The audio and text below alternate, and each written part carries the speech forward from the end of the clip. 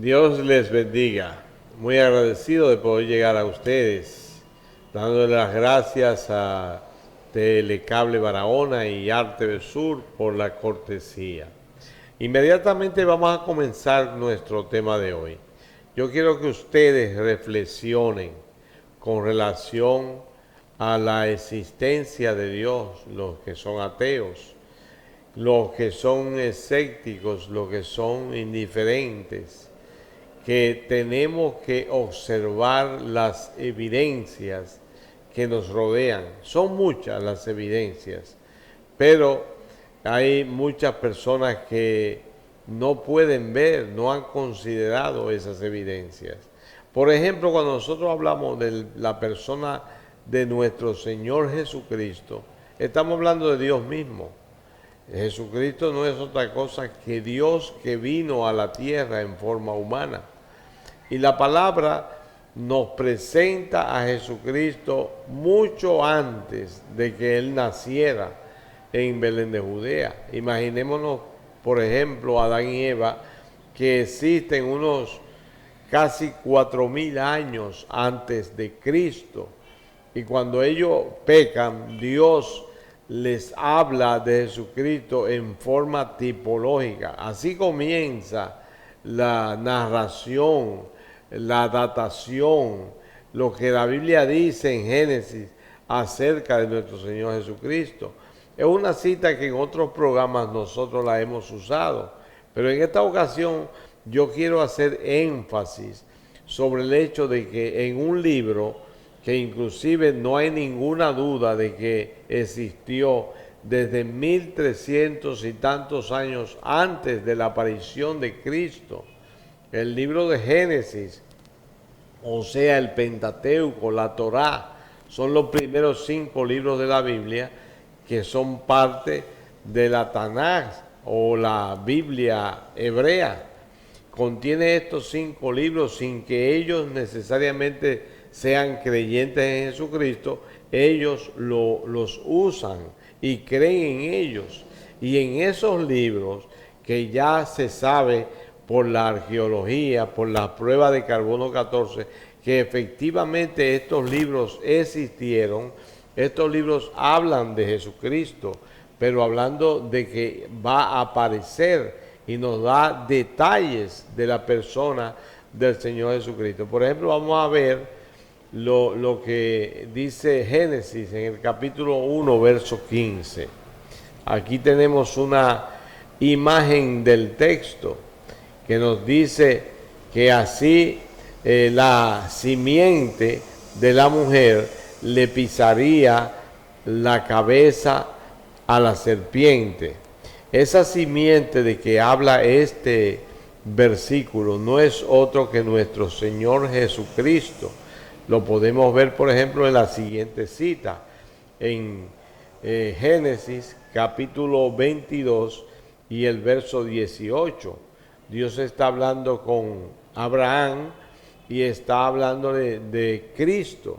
Le dice que por cuanto él ha obedecido, entonces él, de una simiente, un hijo de él, va a bendecir a toda la humanidad. Y se está refiriendo al plan de la salvación a través de nuestro Señor Jesucristo. En tu simiente, o sea, en un descendiente tuyo. Y ese descendiente del que Dios le está hablando a Abraham es nuestro Señor Jesucristo. De eso hace mención el apóstol Pablo en Gálatas capítulo 3, verso 16. Dice que la simiente es Cristo. Pero en el libro de Génesis nos sigue haciendo alusión a la persona de Cristo en Génesis capítulo 49, a partir del versículo 8.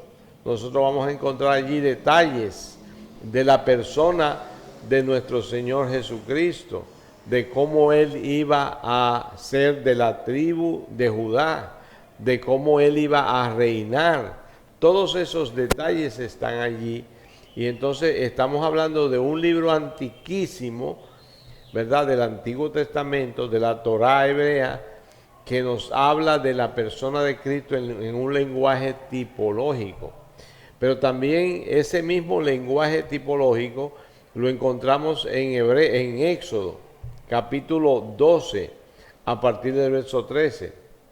Nos da primero muchos detalles acerca de las características del cordero. Y yo quiero que ustedes sepan que cuando la Biblia nos habla del cordero, tenemos que poner atención porque puede ser una referencia a la persona de nuestro Señor Jesucristo.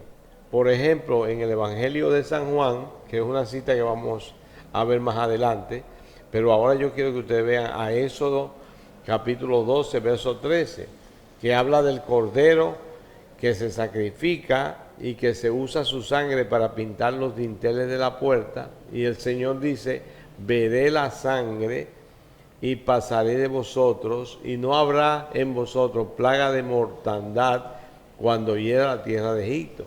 O sea que la sangre le salva la vida a los primogénitos. Y por ese cordero que se sacrifica, Dios entonces le da la liberación al pueblo de Israel. Israel celebra esa liberación cada año en la fiesta de la Pascua, sacrificando un cordero para conmemorar esa fecha, la del sacrificio del cordero que muere para salvar a los primogénitos. Pero en el Evangelio de San Juan, la cita que le di primero, el capítulo 1 y el verso 29, nosotros vamos a encontrar que dice que Cristo es el Cordero de Dios que quita el pecado del mundo. O sea, que tenemos a Cristo como el Cordero que está representado en la Pascua judía. Cristo, el Cordero de Dios, mientras que aquel Cordero salvó el pueblo de Israel de la esclavitud de Egipto y salvó a los primogénitos. Este Cordero, el Cordero de Dios del que habla Juan el Bautista en San Juan capítulo 1, verso 29, es para la liberación del pecado de toda la raza humana, tal como Dios se lo dijo a Abraham en Génesis capítulo 22, verso 18. En Primera de Pedro, capítulo 1, verso 18, el apóstol sigue hablándonos del Cordero. Él dice que fuimos rescatados de nuestra vana manera de vivir, la cual recibimos de nuestros padres, no con elementos perecederos, sino no con oro ni plata, sino con la sangre preciosa de Cristo, como de un cordero sin mancha y sin contaminación. Aquí ustedes vuelven a ver el cordero que con su sangre libera de los pecados y nos otorga la salvación. Es la sangre del Cordero de Dios, o sea, nuestro Señor Jesucristo, la que nos garantiza la salvación, la vida eterna. Pero la Biblia no sigue hablando del Cordero. Yo digo que el Apocalipsis por excelencia nos habla del Cordero. Nos vamos a citar todos los versículos de Apocalipsis que hablan del Cordero, porque 27 veces el libro de Apocalipsis nos habla del Cordero. Pero vamos a citar un versículo que está en Apocalipsis capítulo 6, capítulo 5, verso 6, donde el profeta y apóstol Juan hablan de que vio en medio del trono un cordero como inmolado. O sea que nos está hablando de la experiencia de Cristo en la cruz del Calvario, un cordero como inmolado que tenía 7 cuernos y 7 ojos. No solamente nos habla de la experiencia de nuestro Señor Jesucristo en la cruz, siendo inmolado para nuestra salvación, porque este es el Cordero como inmolado, que muere por nosotros, pero que también resucita. Y aquí nos habla de los 7 cuernos y los 7 ojos, que es el resultado, o más bien la prueba, la cédula de identidad de ese Cordero. Cuando nos habla de un cordero con 7 cuernos, no es una cosa natural, no es de este mundo. Nos habla de 7 cuernos porque estos simbolizan en el lenguaje profético el poder que es total. 7 significa totalidad y cuernos significa poder. Por lo tanto, lo que nos está diciendo es que este cordero como inmolado es todopoderoso. No es una persona común y corriente, no es un ser común y corriente, es un ser que es todopoderoso. Pero también dice que tiene 7 ojos, lo que quiere decir que lo sabe todo, nada está oculto delante de él, porque los ojos son un órgano que nos permite ver, y 7 significa totalidad, lo que quiere decir que todo lo ve. Tiene todo el poder y tiene también la capacidad de verlo todo, porque nada queda oculto ante él. Este es el Cordero del que nos habla la Biblia, desde Génesis hasta Apocalipsis. Y yo quiero llamar la atención suya. Yo quiero que usted observe que la Biblia es un libro de armonía, y eso es lo que demuestra que la Biblia no es un libro común y corriente. Eso es lo que demuestra que la Biblia es de inspiración divina. Eso es lo que demuestra que aunque fueron muchas manos las que se usaron para escribirlo, detrás de esas muchas manos había una mente, y no cualquier mente, una mente sobrehumana que mantuvo el hilo del libro a través de miles de años, porque cuando hablamos del Génesis estamos hablando de un libro que se escribió 1300 y tantos años antes de Cristo, pero que son eventos que pertenecen a casi 4000 años antes de Cristo.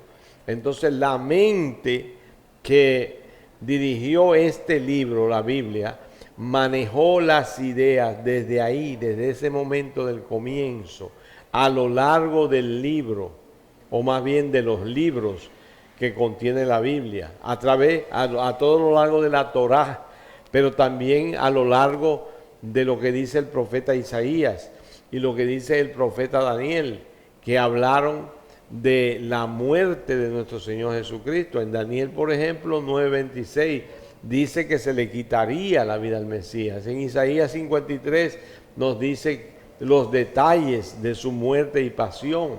De modo que hay un hilo, una armonía que solamente podía seguirlo una mente sobrenatural en un libro que se escribió a lo largo de 3500 años.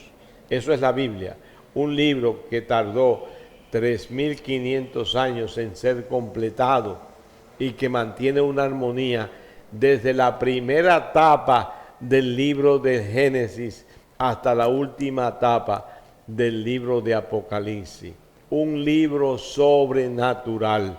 Aparecerán quienes digan que tiene contradicciones, aparecerán quienes digan que tiene errores, pero por encima de esas aparentes contradicciones y por encima de esos aparentes errores, hay algo sobrenatural que no podemos perder de vista, que no nos entretenga, que no nos distraiga la idea de que tiene errores. Más bien concéntrate en lo grande, en lo poderoso, en lo sobrenatural de ese libro bendito y de la persona que es el protagonista de ese libro, nuestro Señor Jesucristo. Que Dios te bendiga.